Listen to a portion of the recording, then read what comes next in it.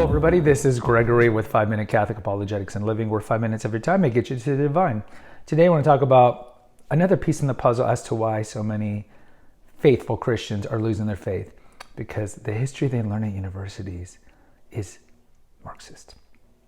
Now before we begin, let's start with a prayer. Nomine Patris et Filii et Spiritui Sancti. Amen. Gloria Patri et Filio et Spiritui Sancto.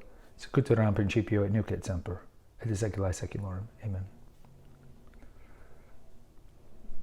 So the kind of genesis for this episode is that there was a study that came out that I heard about on Cresta in the afternoon. Al Cresta has a long-standing radio show over in Michigan with Ave Maria Radio for, decades.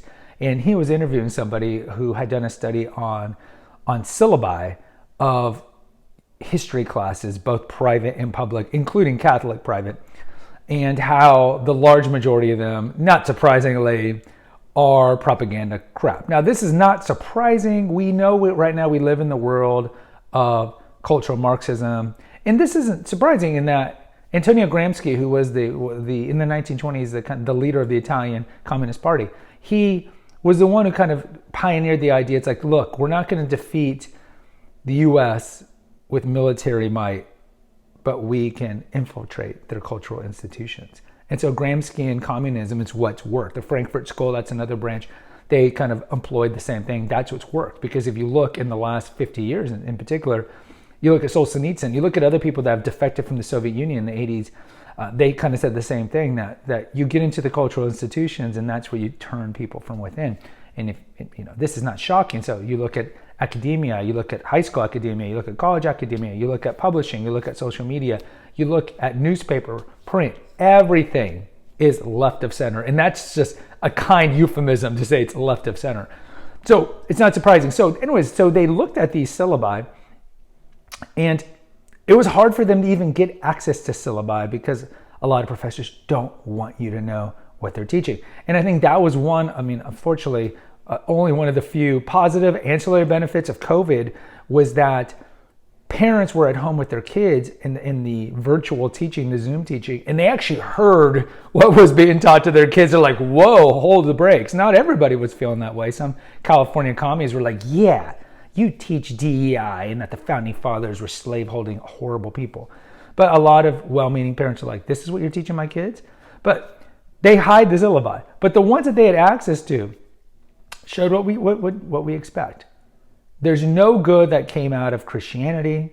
There's no good that came out of capitalism at all. History is like the Hegelian dialectic. It's just a series of class struggles, race struggles, gender struggles. They also saw that there was a large proportion of, not surprisingly again, I know I say that a lot, of gender and sexual identity put into the history books, like they talk about in the 1920s. The gay civil rights movement starting back then and talking about issues like that, where it really should not be in history. So what's the product of all this? The product is, well, you get kids who are not taught real history. Like talk to most kids who are in their teens, in their 20s, and put 5 historical dates and tell them to put it in order. Like you can put big ones like Napoleon's invasion of Russia, the signing of the Magna Carta, Charlemagne's reign. I mean, you could put things that are just World War I, and see if they can put them on. Just basic history, they don't know. But the other thing is, of course, they're imbued, I would say, inculcated with this idea that America's bad, the West is bad, religion's bad. Every institution that was founded by the founding fathers that made America great, especially in the 19th century, I would say, were all bad. And so as a result of all this, in addition to them spending so much time on social media and all the other indoctrination they get, is a lot of them are leaving the faith, right? Why would they stay in the faith? We talked about recently how it's like 15% of kids of Catholics will practice their faith as an adult. And that number, I've seen even less. Like if they go to public school, it's about 6%. And if they go to a Catholic university, it's about 12%. Or Catholic high school, it's about 12%. So we know the numbers are exceedingly low. And they're not better, Protestants, for your numbers too. And it's not surprising, right? Because even if you can raise them in the faith up until they're 18, and then they go to a university, and again, some of these are Catholic in name only, they go to a university and then they're hit with this. And a lot of them are already hit with it in high school history, but then they're super hit with it in college. And as it is, they're at this age where they're very malleable and they're very rebellious. And how many parents have seen it? Well-intentioned, good Christian kid goes to school. They come back for Christmas break. I no longer believe in Jesus. Jesus didn't exist. Da, da, da, da, da. Where do you think they're getting that from? Right? They're getting it from the university system and peer pressure from social media and so forth. What can be done about it?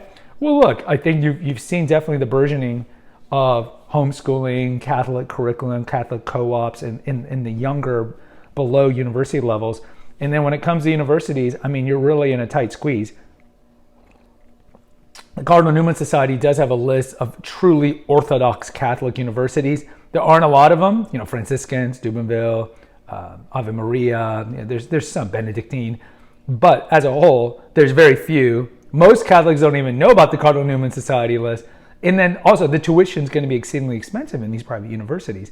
So the large majority of well-intentioned Creaster Catholics or just, self-identified Catholics who I think want to they want their kids, now this might be a little shade and a little cynical, they want their kids to have the cafeteria Catholic mentality that they have, but they still want to pass on the faith to their kids. They don't really think about this. I think they think about it more, some of them do, after COVID and after knowing all the woke nonsense that we have right now. But as a whole, they're thinking more just pragmatically, like state school, tuition's cheaper. You're going to go to, like here in Texas, you're going to go to Texas Tech, UT Austin. They're not really necessarily thinking about the religious complications of that. Now here in Texas, fortunately, one of the bigger universities, Texas A&M, has a very strong Catholic community there. But that being said, you just don't know. So what can you do about it? I would educate your kids on true history if you know history. Fortunately, I know a lot. All my degrees are in history.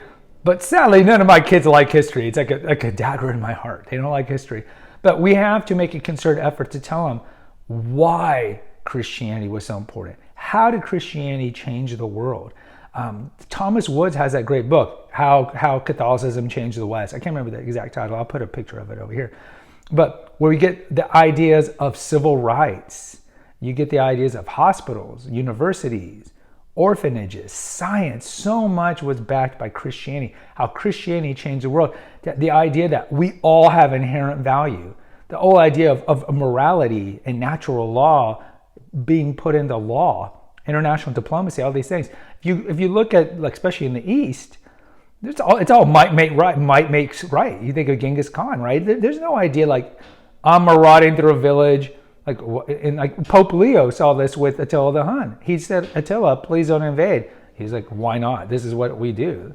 It's like, it's wrong. It's like, there's no wrong. This is what we do. We rape and pillage and kill, right? So Christianity has brought so much. Protestant Christianity and Catholicism has, they brought so much to the West.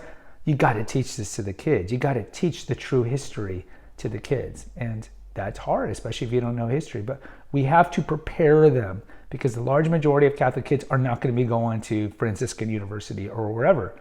The large majority of them are going to be going to these slaughterhouses, for lack of a better word, and they're just going to get inundated. So we have to inoculate them about the beauty of Christianity. And despite the fact that capitalism does have its drawbacks, it is the best system out there for sure. Guys, post in the comments. I'd love to hear from you. Until next time, take care. God bless and pray.